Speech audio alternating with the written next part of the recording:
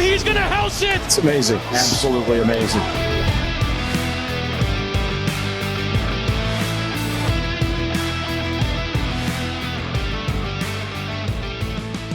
What's going on, everybody, and welcome to another Angle of Pursuit podcast, your fantasy football, sports betting, and NASCAR home.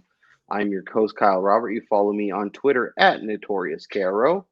And joining me to break down the first leg of the NASCAR playoffs is Brian Twining. What's up, Brian?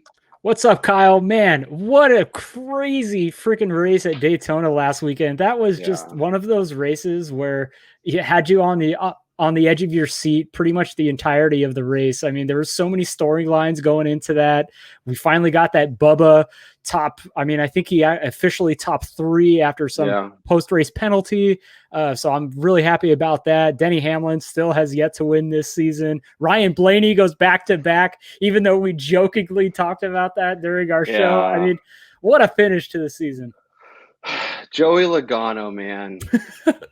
Joey Logano did it to me. 98% of the race is over, 2 laps to go, and he just sinks, and then there's another crash, and then he's just out. And it's just like the end of that race was wild, and everybody that I thought it was in contention was there. And it was a wild race. It was a wild finish. Ryan Blaney ended up being the car that survived the most at the end and got to the front and stayed there for the part where you need to be there and ended up winning the race. So we're going to talk about the Cookout Southern 500 out in Darlington.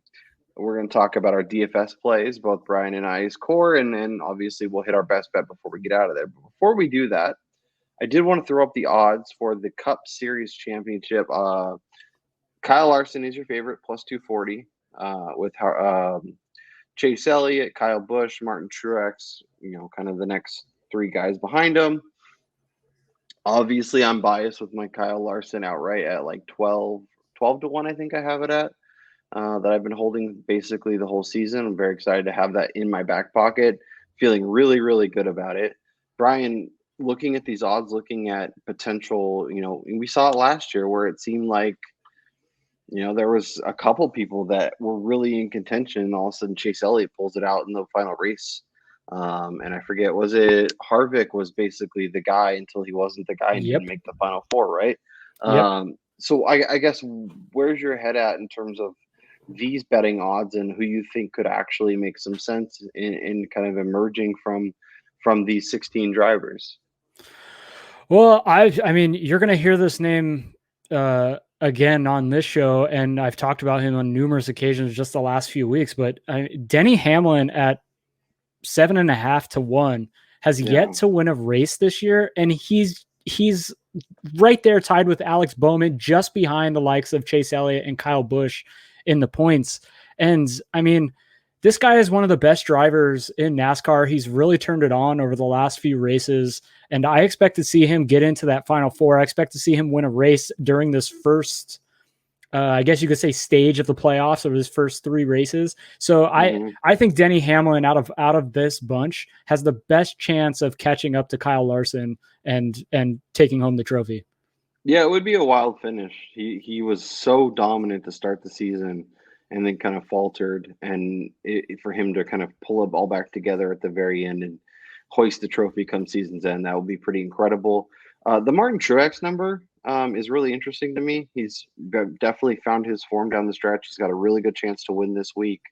A lot of signs point to him. I'm not going to the Ryan Blaney well. I know that may end up with more egg on our face, but he won the last 2 races. I don't know that he was necessarily, especially last week, he wasn't the best driver. Your boy Willie B, I mean, I feel like if I could get like a final 4 bet on him, I like him more. I don't know if I like him to win it all. And then the guys like kind of on the Harvick, Keselowski, Alex Bowman at 15, I still like. I think he could be impressive enough. But pretty much everybody else on that, 15 to 1 and down, I'm not really on the fence with. Is there anyone on the 15 to 1 and down that you would be willing to take a shot at if you were looking for a little bit more of a payout? I mean, I've kind of faded him the last few races, but I think Kevin Harvick is a guy, especially with that number, that I think if you could get like a Final Four market ticket on him, makes a lot of sense, Yeah. considering the fact that he's I mean, dude's finished top 10 16 times this year, which is tied with both Kyle Busch and Chase Elliott and William Byron, and just behind Kyle Larson and Denny Hamlin. So amongst these drivers inside the playoffs, he's like the sixth best guy in terms of consistency. He just hasn't been able to get a victory this year. And when you're looking at these kind of races and the stress that's put upon these drivers in advancing, I mean, this guy's been through the ringer so many times. Yeah. I think Kevin Harvick is a guy to watch out for over these last, the latter part of this season. And he could be that guy with that big number that sneaks into the Final Four and steals this trophy. Right. And that's all you want. You want to be in the Final Four and have a chance to win it. I think Truex is somebody I could see myself backing to kind of offset my Larson win. And honestly, Chase Elliott, I know it would be back-to-back, but he runs so well at Phoenix that if he's in that contention, I feel like could be really interesting. Same with Kyle Busch, to be honest. But there is a lot of interesting numbers still floating around out there. And after Kyle Larson's dominance, I wouldn't blame anybody who went to that well, even at plus 240. Let's jump into this race and let's talk about the odds for where we're at. And you can see Kyle Larson is your betting favorite, plus 300, minus 115 to top three. Truex right behind him. Kyle Busch, Denny Hamlin. At the top of the board, where's your head at? Where may you start looking if you want to get involved? I talked about him in the futures thing. The first guy is I'm going to go back to him. Denny Hamlin, 7-1. It's kind of a situation where he's got to win a race, right? I mean, he's been so good of late. It's only been, either a mishap on pit road or getting into a crash that has caused him to be pushed back out of contention for one of these races in terms of winning. So I think if he's able to avoid some of those mistakes, I think this is as good a race as any for him to notch that first W of the season. Yeah, I think it makes a lot of sense. I think, like you mentioned, has been super stable, was dominant to start the year. And that is an interesting number. I do like Truex a lot this week. He's a guy who's dominated this track. Kyle Larson's ran it 3 times and got 3 top 5s, no wins. He's been dominant. He's got a second, he's got a third. Has run really well, but I don't know that it's so hard for me to bet when you're 3-1, 4-1, especially when you have a Truex, when you have a Denny Hamlin that are in terms of numbers like right on their tail. Even Kevin Harvick, like I know he hasn't, he's been kind of a top 5 guy, not an outright guy this year, but he has a tremendous track record of success at this track. 2 wins, 5 top 5s in his last 6 races here. Dominated laps. He's another guy that if you want to look down the board, I mean, you're getting 10-1 on a guy who's had that run of success. I feel like that number is based more on how he's ran this year and not so much his history. And as we've seen with certain tracks, there's guys that even when the things don't go well, majority of the season, they get on a place where they're comfortable. They get on a race where they know how to race and know how to run and know when to take pits. And all of a sudden they're getting the checkered flag and wild stuff's happening at the end and you're cashing that ticket. So I like Harvick at 10-1. Yeah, I can get behind that a little bit. I mean, I know I've kind of poo-pooed any talk of Harvick getting near winning a race these last few weeks, just kind of seeing the speed, like the finishing speed in his car just hasn't seemed to have been there. I mean, sure, it's hard to get behind a guy who hasn't had that consistency in terms of finishing. But I mean, when you're looking at a top 5 market or even that top 3 number at plus 290 for somebody with his track record is something that I could probably, place a few bucks on. I think this week we are going to see somebody inside that 10-1 number win the race. I don't think it's one of those tracks where it's going to be, somebody that we're not expecting to place really high here. I mean, William Byron has ran here decently the last few races. So I think 12-1, he's probably a little more closer to Harvick at 10-1 for me. So I'm not looking to get crazy here in the winners market. It's more, again, just going to be like the top threes, top fives that I'm hitting on. So let's talk those placings, because I think that is a good place to go kind of after because I'm with you. I think in terms of outrights, it's probably going to be the guys near the top of the board. If you want to dive into William Byron, if you want to dive into Alex Bowman, I wouldn't blame anybody who did, but like you said, I'm with you near the top of the board. If we're looking at top threes and top fives, is there a name or two that jump off the page to you? Well, I'm going to say it again. I'm going to sound like a broken record. Denny Hamlin, top 5 at plus money. He's plus 110. Yeah. He's three of the last 4 times here he's finished top 5. You're making money on him to T5 here. Yes, please. Even a guy, like I said, Kevin Harvick sneaking into the top 5 here. He's almost at 1.5-1. He's plus 145. I think that's a great number. And then, like you said, a Chase Elliott who, he might not, his success here, it might not be as good as like a Hamlin or a Harvick or a Kyle Larson, but just the level of driver that he is to top 3 at almost 2.5-1, like that's fantastic. Yeah, no, I think those are all really, really good calls. The name that kind of jumps out to me, and we'll talk about it, and when we head over to the DFS side, am I crazy to be interested in Austin Dillon? Maybe not top 5. Maybe a top 10 bet is a little more reasonable on him, but like, I'm worried that the disappointment of the last 2 races of the year, I know NASCAR, because it's like once a week, they probably are able to like a reliever in baseball. It's like out of sight, out of mind. But that was crushing. The last 2 weeks for him have been absolute disastrous. He lost his playoff spot, not even because of his own fault. So I don't know how that's going to play on his psyche going into this first race of the playoffs. I think that's a very valid reason, and something that is worth taking a look at, because, as you mentioned, when you're that close to making the playoff and really paying off on your season, and it kind of all falls apart like that, it's got to be really crushing, especially he's kind of been on the cusp of trying to get into the next tier, and he just hasn't done it. Eric Jones is 6-1. Brian, are we doing the Eric Jones thing this week?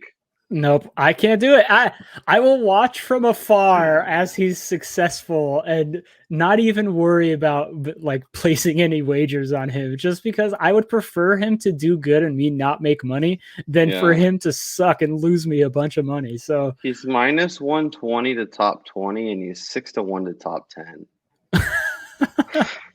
No, his success at this track is insane. I know it's a different car. I know he's been garbage, but my God, those numbers are compelling. Every time we've been on him, there's been something that has happened. So I just cannot get there anymore.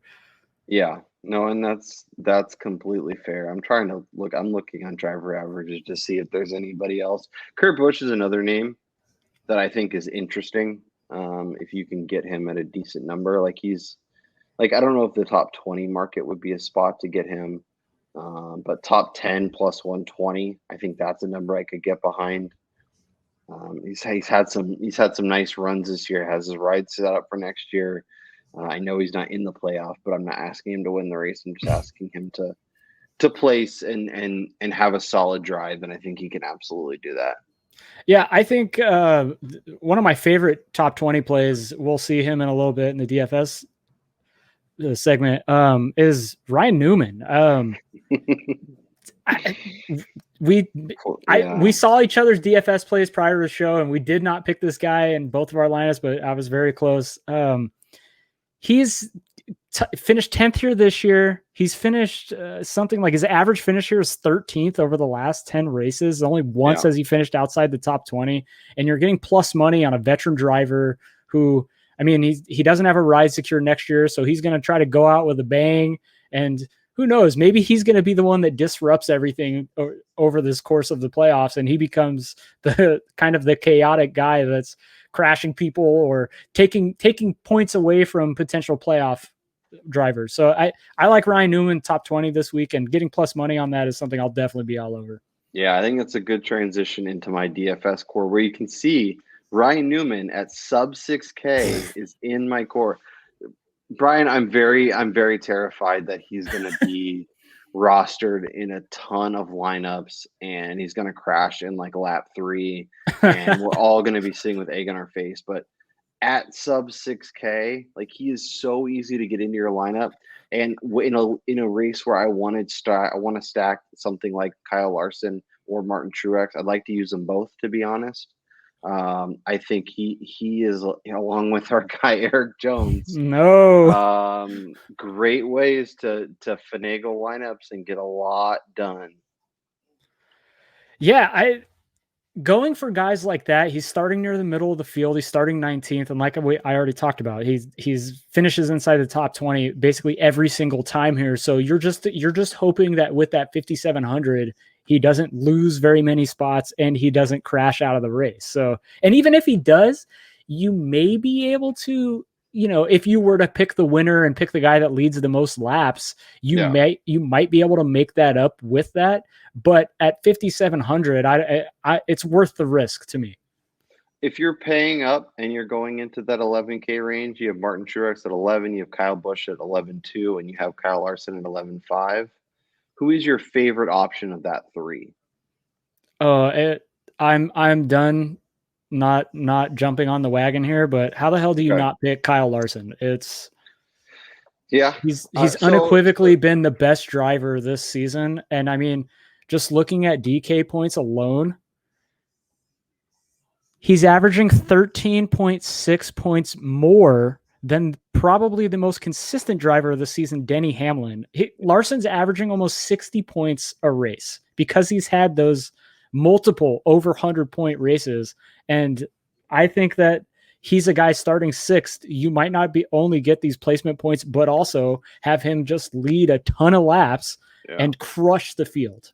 Do you think there's a chance that he's under rostered just because Truex is $500 cheaper and has so much history at this track where he's been awesome? Or do you think people go to Larson because he's been so dominant, and maybe Truex is the guy we should be looking at if we want to find a way to be a little bit different? Honestly, I think just kind of looking at it from the vantage point of us being, kind of noobs to NASCAR, the majority of people that are entering these kind of like plays, like GPPs especially, are probably people like us who are just, they want to get, they just want some skin in the game, and you're going to go for the more known guy and the more consistent guy. And I think that's going to be a Truex because they're saving the money, and they're trying to use every bit of their cap, which in order to do so, you kind of need to save where you can. And they're both similarly priced at similar starting points. So you're going to save the 500. So I think more people are going to go with Truex with the potential of that four spot difference in placement points. Yeah. I'm going to throw up your core because I think it's a good idea. You went to Denny Hamlin at 9,500. I think Hamlin Truex could be a popular start where people feel really good about their potential this week and are saving a ton of cap so they can get more of those, higher middle tier guys into their lineups. Yeah, I'm kind of going off brand here because normally I'm trying to look at teammates working together and or kind of going a little bit further down the board, but Denny Hamlin is starting in the front row, and like I said, when talking about the futures market and just this race alone, I mean, this guy has finished top 5 in 3 of the last 4 races. He's only $9,500. He's starting 2nd. He has a good opportunity here to lead a ton of laps. So unless he crashes out, I think he's totally worth under 10K. And then looking at my boy Willie B, starting 14th. He's finished 4th and 5th here the last 2 races. Yeah. And he's coming off his worst finish of the season last week after crashing super early. And the last time he finished outside the top 30, he wound up finishing 2nd at Michigan. So I'm expecting a big comeback from William Byron, starting 14th. I think he's going to finish inside the top 10, even potentially top 5. Chris Buescher is a guy who we mentioned really early in the season. He's been running really well of late. He finished top 10 here in the spring. He's been really consistent here outside of last season's just horrible year altogether. 8 of the 9 races this year, he's finished inside the top 20. I think Buescher at 7,800, he's starting near the back of the field at 34th, is going to get inside that top 20. So you're looking at a minimum of 14th placement points. And then my boy, Matt DiBenedetto, still doesn't have a ride for next season. Yeah. He was riding near the front at I thought he was going to get it done.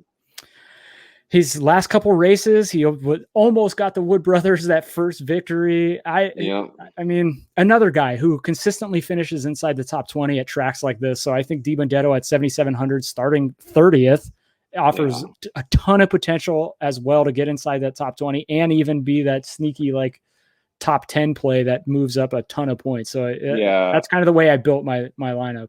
I think that makes a ton of sense. He was somebody I took a long, hard look at as a way to kind of, make up a lot of ground and kind of be a guy that can get a lot of it. Because him and Buescher have both been running really, really well. And in last week, like you mentioned, we're in that conversation to take home the checkered flag at the end of the day. Just things got loose and the wrecks happened and the field was gone. And all of a sudden, Ryan Blaney's sitting there by himself and crossing the line and getting the checkered flag. So I think that race to me was like worse than playing on a video game where, I mean, just that was absolute chaos at the end of that race where what is it, like five cars actually crossed the finish line on that last lap. I mean, that was just ridiculous. If it was like NASCAR Heat, I was Joey Logano, I would have won that race because I could still come back and pass all those cars in like 3 laps. Well, because you have bumpers on when you're playing that game. Exactly. So cool. Any other DFS thoughts? Any other names that we didn't mention in our core that you thought might have potential? Cole Custer, Daniel Suarez. Well, a name I looked at was Austin Dillon's teammate who actually snuck into the playoffs, Tyler Reddick. He's at 8,000 and he's starting 7th, which is kind of the reason why it kind of turned me off of him. But he's another guy who's ran really well at these kind of tracks. He's been steaming along here this season. He's been pretty consistent, running near or inside the top 10 last weekend. I mean, he finished 6th, which got him here. So I think Reddick is a sneaky potential play for somebody who could, at 8,000, maybe lead a few laps early in this race. And if he sticks inside the top 10 finishing wise, he's a pretty good value. Yeah, I guess my concern with him is I feel like with all the races that we've been watching, he's just like a guy that I feel like the commentators are talking about how he's right on the cusp and he needs to perform well. Yeah. And every time I watch him, he's just like puttering off as his car falls apart down the stretch. He's somebody that I probably won't get to. Corey LaJoie, I know he's become our new Eric Jones or Eric Almirola or whatever. 5,500. A guy who has been performing insanely well down the stretch. Had 44 DK points last week. Had 37 the race before that. He's starting 25th. I worry about the starting spot a little bit with him. I'm more comfortable with LaJoie near the 30 mark. Yeah. I mean, he started 30th, finished 22nd, so maybe he can't really move up. Like maybe he moves up to 23rd or 22nd, or even just top 20. What is his top 20 odds, by the way? That might be an interesting way to look. I think he's 4-1. Ooh, that's a number right there. That's something I could 100% get on board with. I feel like we could be talking about him kind of at the end of the race, and he's kind of in that top 17, top 15 conversation, and just kind of cruising along. And he's been running really well. He's been kind of figuring it out, and progressing a lot as a driver. So I don't know if you're looking for a cheap option, or if you want to just bet some top 20 markets. I like him. I like him a lot in both those cases. Well, I mean, on that note, he did finish. What did he finish this year? He finished 22nd during the spring race here. Yeah. I mean, and he completed all but 3 laps, so he was 3 laps behind when the race finished. Yeah. But yeah, he's a guy, especially this back half of the season, he's really come on really strong. But in terms of like DFS, I probably can't get on him just because of where he's starting. I don't think he has the potential. I'm not banking on him getting inside the top 15, but I mean, in the top 20 like betting market, I think at 4-1, yeah, that's definitely a value I can get on. So if you're looking below 6K, is the answer Ryan Newman? And then what's the answer beyond there? Or are you just trying to avoid that range if you can? I mean, honestly, I think this week is a week where I'm probably avoiding that. So this did get brought to my attention last weekend. BJ McLeod sitting there at $4,800 starting 27th has yet to have a DNF this year. And I mean, there's only, 10 drivers behind him. And you know, there's going to be a handful of guys that DNF, have some sort of issues with their cars, are running multiple laps behind in the race. And if he could somehow just maintain that spot for $4,800 again, I mean, you're probably going to get low teens, mid teens in terms of points, which isn't great. But at that amount of money, you could sneak in a Kyle Larson and a Chase Elliott into your lineup and just go really top heavy with the Hendrick drivers. So I think that's a good point. It is also BJ McLeod, so things are probably going to find its level, if you know what I'm saying. Yes, I could see him not finishing the race. Yep. But yeah, below the 6K mark this week is somewhere I'm not excited about. So I'm probably within that low sixes. I like Chase Briscoe at 6,300 at 24th. I think he has top 20 potential. I know it's not a bunch of points, but I'd probably rather get on him than get on Corey LaJoie for just $900 less. Here's my gross lineup of the week that I might actually play. Kyle Larson, Martin Truex, Austin Dillon, Ryan Newman, Matt D, and Corey LaJoie. It's gross, but Lord. I like the top heavy approach this week. I think it could make a lot of sense.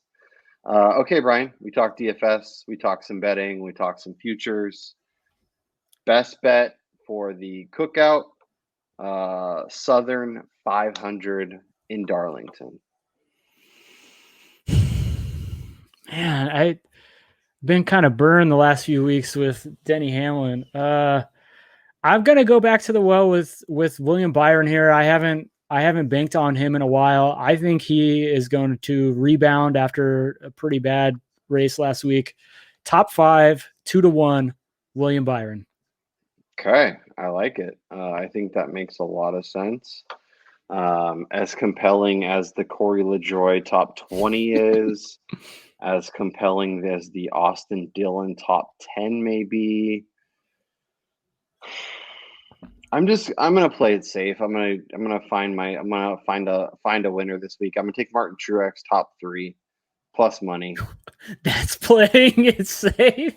Plus top 3 plus 160. I love it. I'm getting plus money.